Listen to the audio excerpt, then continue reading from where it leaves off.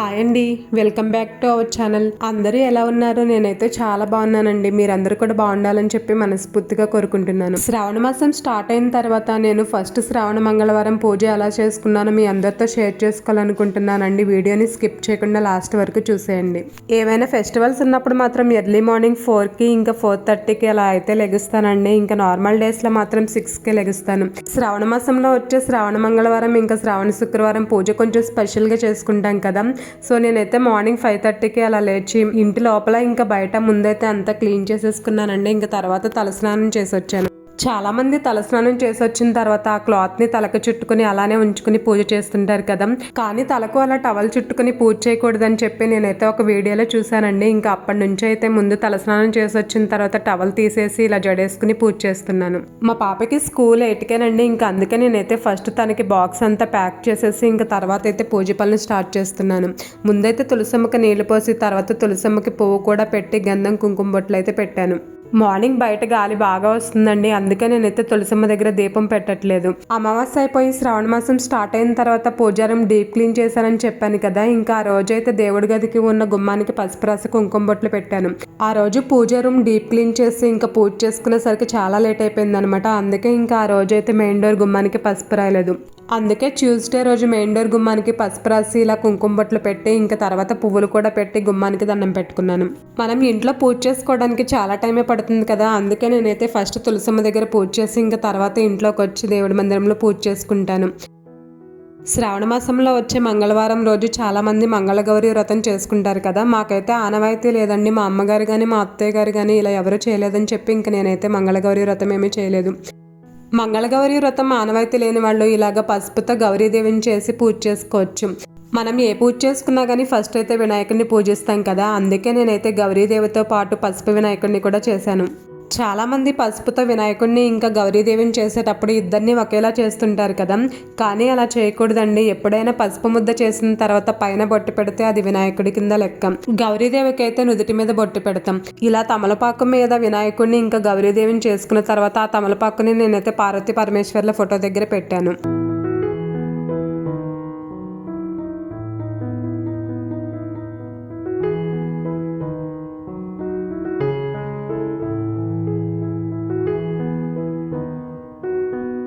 గౌరీదేవిని పసుపు గణపతిని ఇంకా అక్కడ పెట్టిన తర్వాత నేనైతే ఈ చిన్న కుండకి పసుపు రాస్తున్నానండి. ఈ కుండని నేను లాస్ట్ ఇయర్ వరలక్ష్మి వ్రతం అప్పుడు తెచ్చుకున్నాను.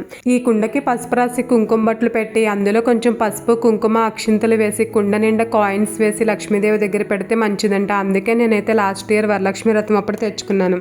ప్రతి నెల అమావాస్య అయిపోయిన తర్వాత ఈ కుండలోని కాయిన్స్ అన్ని తీసి వాష్ చేసి మళ్ళీ ఇలా కుండకి పసుపు రాసి కుంకుమ బొట్లు పెట్టి కాయిన్స్ అన్ని అందులో వేసి ఇంకా లక్ష్మీదేవి దగ్గర అయితే పెట్టుకుంటాను. ఇలా కుండ నిండా కాయిన్స్ వేసి లక్ష్మీదేవి దగ్గర పెట్టడం వల్ల ఇంట్లో ధనానికి లోటు ఉండదని చెప్పి నేనైతే ఒక వీడియోలో చూసానండి. ఇంకా అందుకే లాస్ట్ ఇయర్ వరలక్ష్మి వ్రతం అప్పుడైతే ఇంక ఇలా పెట్టుకున్నాను.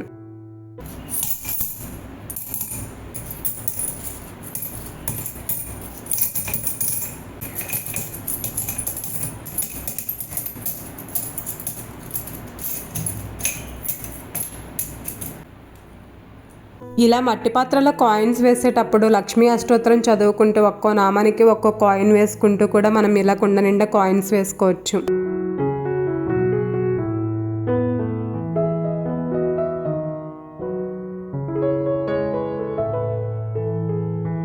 తర్వాత దీపారాధన చేసి దీపానికి గంధం కుంకుమ బొట్లు పెట్టి పువ్వులు అక్షింతలు వేసిన తర్వాత ఫస్ట్ అయితే విఘ్నేశ్వరునికి పూజ చేసి ఇంకా తర్వాత గౌరీదేవికి కుంకుమార్చన చేశాను.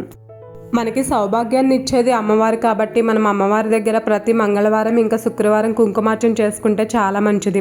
నా దగ్గర బుక్ అయితే లేదండి, అందుకే ఫోన్లో గౌరీ అష్టోత్తర శతనామావళి చదువుకుంటూ కుంకుమార్చన చేస్తున్నాను.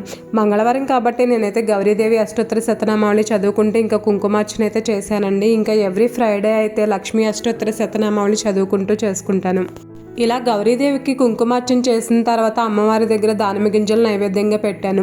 శ్రావణ మాసంలో వచ్చే మంగళవారాలు ఇంకా శుక్రవారాలు అమ్మవారి దగ్గర ప్రత్యేకంగా పూజ చేసుకుంటాం కదా. ఇంకా ఆ రోజైతే నేనైతే కొబ్బరికాయను కూడా కొడతాను. మామూలుగా అయితే నాకు కొబ్బరికాయను కొట్టడానికి చాలా టైం పడుతుందండి. అందుకే ఈ కోకోనట్ బ్రేకర్ని నేను మీషోలో తీసుకున్నాను. దీని మీద కొబ్బరికాయను కొట్టడం వల్ల త్వరగా పగలడమే కాకుండా ఇంకా సమానంగా కూడా పగులుతుంది. అంతేకాకుండా కొబ్బరికాయ కొట్టినప్పుడు కొబ్బరి నీళ్ళంతా ఫ్లోర్ మీద పడి మరకలు అవుతుంటాయి కదా. ఇంకా ఈ కోకోనట్ బ్రేకర్తో కానీ కొబ్బరికాయని కొట్టారంటే కొబ్బరి నీళ్ళు కింద పడకుండా అందులోనే పడతాయి. కొబ్బరికాయ కొట్టిన తర్వాత నైవేద్యం దేవుళ్ళకి చూపించిన తర్వాత ఇంకా తాంబూలం కూడా గౌరీదేవికి చూపించానండి. ఇంకా తర్వాత అయితే ఈ కొబ్బరి నీళ్ళు కూడా ఒక గ్లాసులో పోసి ఇంకా దేవుడి దగ్గర పెట్టాను.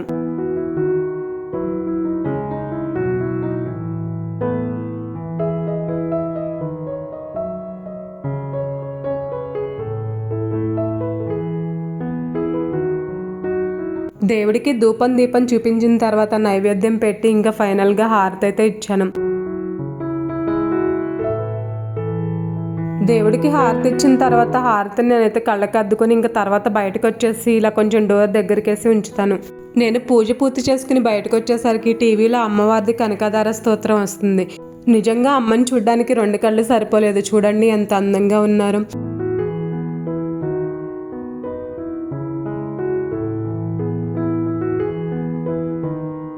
పూజ కంప్లీట్ అయిన తర్వాత నేనైతే ఇంకా ఫస్ట్ టిఫిన్ చేసేసానండి. ఇంకా తర్వాత నేను ఇక్కడ మసాలా టీ అయితే పెట్టుకుంటున్నాను. ఎంత లేట్ అయినా కానీ మార్నింగ్ ఇంకా ఈవినింగ్ టీ అయితే తాగాల్సిందేనండి, లేదంటే ఇంకా ఆ రోజంతా నాకైతే హెడేక్ వచ్చేస్తుంది. ఈ మసాలా టీ పెట్టుకోవడానికి ఫస్ట్ అయితే గిన్నెలో టీ గ్లాస్తో 1 గ్లాసున్నర వాటర్ పోసి అవి గ్యాస్ మీద పెట్టి అందులో టీ పౌడర్ వేసుకోవాలి. నేనైతే ఇక్కడ టీ పౌడర్ వేసుకోవడం మర్చిపోయానండి. ఇంకా మిగిలిన ప్రాసెస్ అయితే స్టార్ట్ చేసేసాను. రోట్లో చిన్న అల్లం ముక్క, 2 లవంగాలు, 2 యాలకులు, చిన్న దాల్చిన చెక్క, కొన్ని మిరియాలు వేసి కోసుగా దంచుకోవాలి.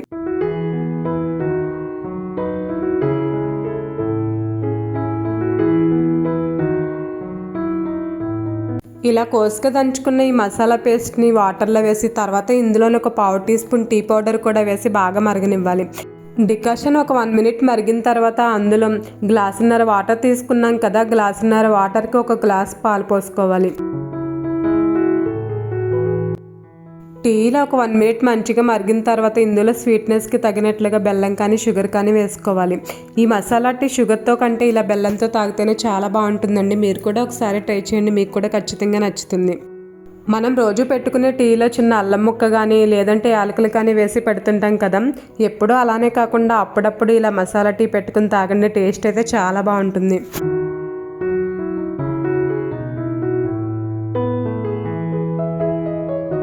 ఇంట్లో ఇలా మార్నింగ్ పూజ చేసినప్పుడు పూజ అయిపోయిన తర్వాత ఇంకా నేను టిఫిన్ చేసి టీ తాగే వరకు కూడా ఇంకా దేవుడి పాటలు టీవీలో వస్తూనే ఉంటాయి.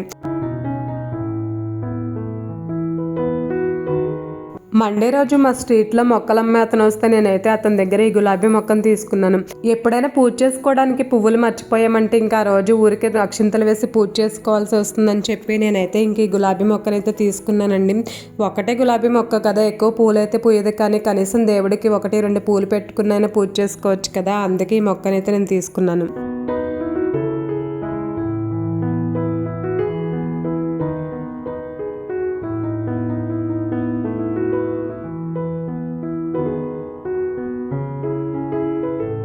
నాకైతే మొక్కల్ని పెంచడం అంటే చాలా ఇష్టం, కానీ ఉండేది సిటీలో కదా. ఇంకా ఎప్పుడైనా ఊరికి వెళ్ళినప్పుడు 1 వీక్ కంటే ఎక్కువ ఉన్నామంటే ఇంకొచ్చేసరికి ఆ మొక్కలన్నీ వాడిపోతాయి. అందుకే ఇన్ని డేస్ అయితే నేనైతే పూల మొక్కలను ఏమీ తీసుకోలేదండి. ఇంకా స్ట్రీట్లో పూల మొక్కలు అమ్మే అతను వెళ్తుంటే నాకు ఎందుకు ఈ మొక్కను చూసి తీసుకోవాలనిపించింది. మేము ఊరికి వెళ్ళినప్పుడు ఎక్కువ డేస్ ఉన్నప్పుడైతే మా ఇంటి ముందు తులసమ్మ ఉంది కదా, ఇంకా తులసమ్మకి మా ఇంటి ఓనర్స్ని నీళ్ళు పోయమంటే పోస్తారు.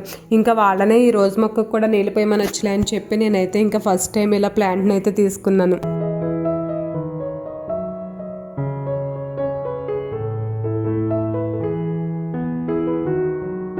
ప్లాంట్స్ అమ్మే వాళ్ళ దగ్గర ఈ ప్యాకెట్ కూడా ఉంటుంది కదా, ఇంక ఈ ప్యాకెట్ కూడా నేను తీసుకున్నానండి. ఈ ప్యాకెట్లో ఉన్న ఎరువు వేయడం వల్ల మొక్కలు బాగా పెరుగుతాయంట, ఇంకా పూలు కూడా బాగా పూస్తాయంట. అందుకే ఇంకా ఒక ప్యాకెట్ని అయితే తీసుకున్నాను. ఇంకా మొక్క వేయడం అయిపోయిన తర్వాత ఇంకా నేనైతే వాటర్ని కూడా పోసి ఇంకా తులసమ్మ దగ్గర అయితే ఈ మొక్కను పెట్టేశాను.